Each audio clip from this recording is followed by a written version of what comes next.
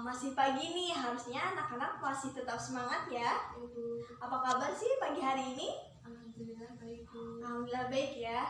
Nah, sebelum kita mulai pembelajaran, alangkah baiknya kita berdoa terlebih dahulu. Berdoa dimulai. Berdoa selesai. Semoga dengan bacaan doa tadi pembelajaran bisa berjalan dengan lancar ya. Amin ya rabbal alamin. Sebelumnya akan Ibu presensi dulu. Yang pertama ada Suci Rahmawati, Hadir Bu, Alifah Geviana Agustin. hadir Bu, Yang ketiga ada Yusuf. hadir Bu. Yang terakhir ada Wilda. Sakit Bu, Untuk surat izinnya nanti bisa ditaruh di mejanya guru ya. ya Bu. Kali ini kita akan mempelajari tentang larutan elektrolit dan larutan non-elektrolit. Untuk anak-anak bisa diperhatikan PowerPoint yang telah Ibu sampaikan. Kali ini kita akan mempelajari 3 tujuan pembelajaran yang harus kita selesaikan ya. Yang pertama itu adalah peserta didik mampu memahami pengertian larutan elektrolit dan non-elektrolit. Yang kedua, peserta didik mampu mengelompokkan larutan ke dalam larutan elektrolit dan non-elektrolit. Dan yang ketiga atau yang terakhir, peserta didik mampu mengidentifikasi sifat-sifat larutan elektrolit dan non-elektrolit berdasarkan percobaan. Untuk tujuan yang ketiga, nanti kita akan melakukan percobaan atau praktikum sederhana ya. Sebelumnya Ibu mau tanya nih, kalian pernah lihat nggak ada poster yang isinya adalah larangan nelayan untuk mencari ikan dengan cara disetrum? Pernah Bu, Bagus, sudah pernah ya. Biasanya poster ini bisa kita temukan di sekitar pantai ataupun di sekitar sungai. Ada pertanyaan seperti ini, mengapa sih ikan-ikan di sekitar alat penyetrum bisa mati? Dan yang kedua, apakah air sungai dan air laut itu menghantarkan listrik sehingga ikannya bisa mati? Nah, untuk fenomena kali ini nanti akan berkaitan dengan materi kita ya. Karena materi kita pada hari ini berkaitan dengan larutan, akan Ibu review tentang konsep larutan. Ada yang masih ingat apakah itu larutan? si Apa itu larutan? Coba.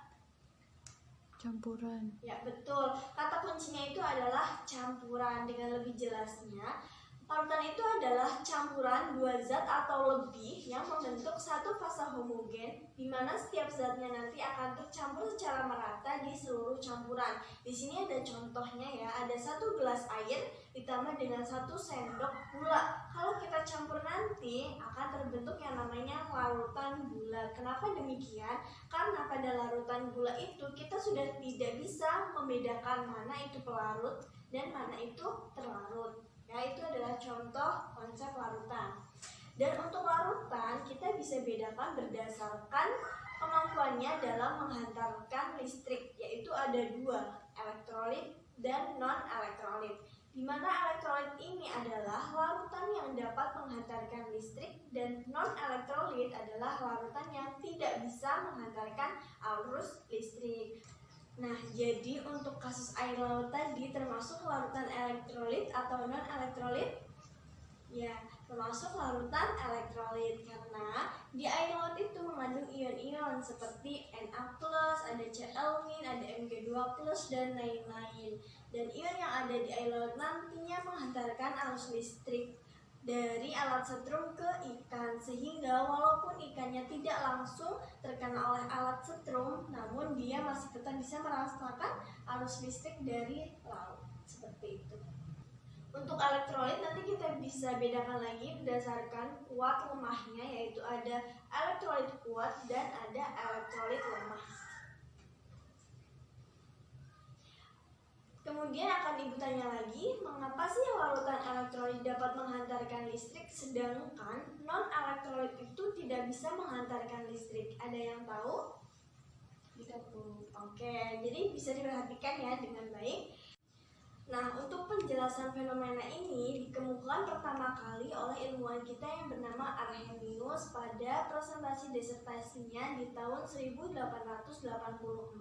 Menurut beliau, larutan elektrolit dapat menghantarkan listrik karena larutan itu terurai menjadi ion-ion yang bermuatan listrik dan ionnya itu bergerak bebas. Karena tadi ada 2 jenis larutan, yaitu elektrolit kuat sama lemah. Untuk yang kuat itu larutannya terurai secara menghasilkan lebih banyak ion. Sedangkan untuk yang lemah hanya sebagian saja yang terurai. Maka dari itu nanti menghasilkan jumlah ionnya yang lebih sedikit. Dan yang terakhir itu adalah non-elektrolit, di mana larutan ini tidak bisa menghantarkan listrik. Mengapa? Karena tidak terurai menjadi ion-ion, karena dia masih menjadi molekul yang tidak bermuatan listrik.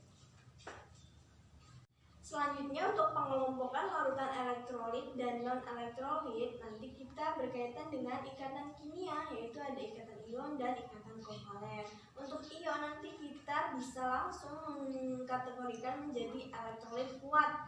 Contohnya ada NaOH, ada NaBr, ada CaCl2, dan ada BaCl2. Selanjutnya ada ikatan kovalen. Ini terbagi lagi menjadi dua ya, ada polar dan non polar. Di mana yang polar itu bisa dikategorikan dua sifat, yaitu ada elektrolit kuat dan ada yang lemah. Untuk yang kuat contohnya ada HCl, HBr, dan lain-lain.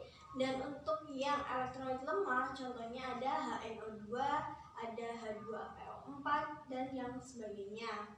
Yang terakhir ada ikatan kovalen yang non-polar. Untuk non-polar ini bisa langsung dikategorikan sebagai larutan non-elektrolit atau yang tidak bisa menghantarkan arus listrik ya. Di sini ada contohnya, ada gula, ada urea, dan juga ada benzena.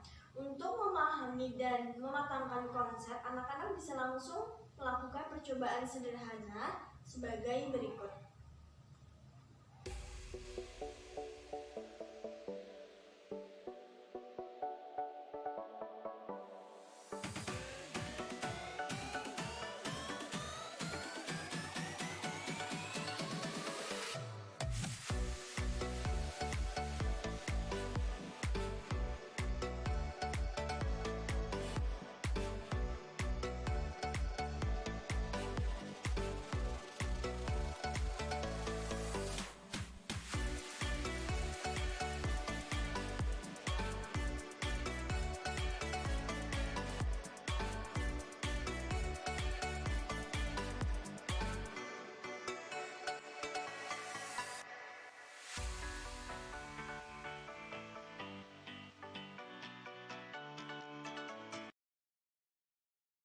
Seperti itu percobaan atau praktikum sederhananya. Semoga anak-anak bisa memahami lebih lanjut tentang larutan elektrolit dan non-elektrolit.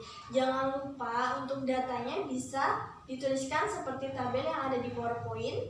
Dan silahkan dibikin laporan praktikumnya. Ibu tunggu untuk pertemuan selanjutnya. Baik, sebelum Ibu tutup akan Ibu sampaikan beberapa kesimpulan pada pagi hari ini. Yang pertama itu kita tadi mempelajari tentang pengertian larutan elektrolit dan non-elektrolit, di mana larutan elektrolit itu nanti dibagi lagi ada larutan yang kuat dan yang lemah.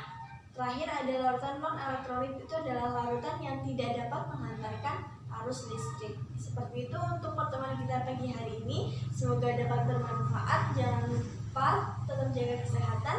Wassalamualaikum warahmatullahi wabarakatuh.